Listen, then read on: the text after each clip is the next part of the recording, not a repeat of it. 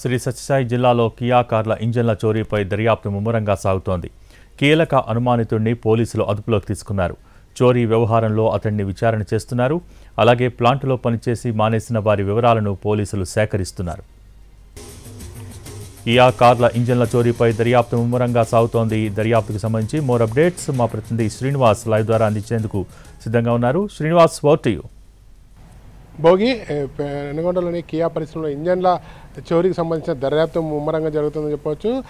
ఏదైతే ఉందో గత నెల ఇచ్చిన ఫిర్యాదు మేరకు పోలీసులు విచారణను వేగవంతం చేశారు. ప్రస్తుతం మనకు అందుతున్న సమాచారం మేరకు పఠాన్ సలీం అనే ఉద్యోగిని కూడా పోలీసులు విచారించినట్లు తెలుస్తుంది. ఈ ఘటనకు సంబంధించి ప్లాంట్లో ఇంజన్లు మాయమయ్యారు, కాకపోతే రవాణా సమయంలో ఇంజన్లు మాయమైన కోణంలో కూడా పూర్తి స్థాయిలో పోలీసులు విచారణ చేపట్టిన పరిస్థితి. దాదాపుగా ప్లాంట్ ప్రారంభం నుంచి ఇప్పటి వరకు దాదాపు 900 ఇంజన్లు మాయమయ్యాయన్న ఒక ప్రచారం దేశవ్యాప్తంగా పాటు ప్రపంచవ్యాప్తంగా కూడా కలకలం సృష్టించిన పరిస్థితి. ఎందుకంటే కియా ఫ్యాక్టరీలో అంతర్జాతీయ గుర్తింపు ఉన్న పరిస్థితి. అట్లాంటి ఫ్యాక్టరీలో ఇంజన్లు ఎలా మాయమైన కోణంపైన కూడా పూర్తి స్థాయిలో దర్యాప్తు ప్రారంభించారు. కంపెనీ ప్రతినిధులు ఇచ్చిన ఫిర్యాదు మేరకు పెనుగొండ కియా పోలీసుల బృందం ఇప్పటికే తమిళనాడులో పలు ప్రాంతాల్లో ఉద్యోగం ఏదైతే ఉందో కియా పరిశ్రమలో పనిచేసి మానేసిన ఉద్యోగులు కూడా విచారిస్తున్నట్లు తెలుస్తుంది.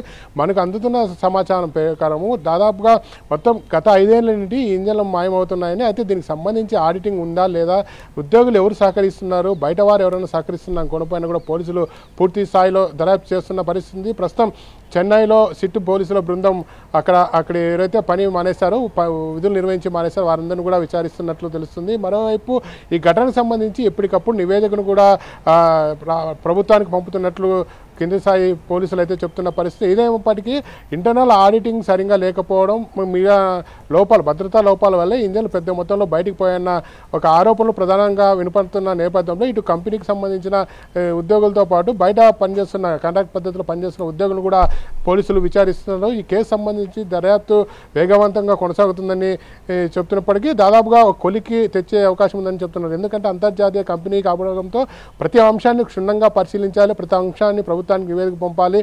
ఈ ఎలాంటి భద్రతా లోపాలు ఉన్నాయి, ఎలాంటి ఈ ఇంజన్ల మాయం వెనుక ఎవరెవరు ఉన్నారు, సూత్రధారులు ఉన్నారని కూడా పూర్తి స్థాయిలో ఒక నివేదికను కూడా ప్రభుత్వానికి పంపించే అవకాశం ఉన్నట్లు తెలుస్తుంది. ప్రస్తుతం అయితే మనకు అందుతున్న సమాచారం మేరకు పఠాన్ సలీం అనే వ్యక్తిని కూడా విచారించి ఇతనితో పాటు గతంలో పనిచేసి మానేసిన ఉద్యోగులు దాదాపుగా ఇతర రాష్ట్రాల్లో స్థిరపడిపోయారు, వారందరినీ పిలిపించి మాట్లాడుతున్నారు. అలాగే రాని వారి దగ్గరికి స్వయంగా పోలీసులు వెళ్ళి వారి నుంచి గతంలో ఎలాంటి అక్రమాలు జరిగాయి, చోటు చేసుకున్నాయి, పనిచేసే సమయంలో ఏం జరిగిందని పూర్తి స్థాయిలో దర్యాప్తు అయితే ప్రారంభించారని చెప్పొచ్చు భోగి. మరోవైపు ఈ కేసును కూడా పూర్తిగా ప్రతిష్టాత్మకంగా తీసుకున్న పోలీసులు ఈ కేసును ఛేదించే పనిలో ఉన్నారు. పూర్తిగా సమగ్ర నివేదికను ఇవ్వడంతో పాటు భద్రతా లోపాలు, కంపెనీలో భద్రతా లోపాలు ఏమన్నాయి కూడా దాన్ని కూడా ఒక నివేదిక రూపంలో ప్రభుత్వానికి అందించే అవకాశాలు ఉన్నట్టు తెలుస్తుంది భోగి.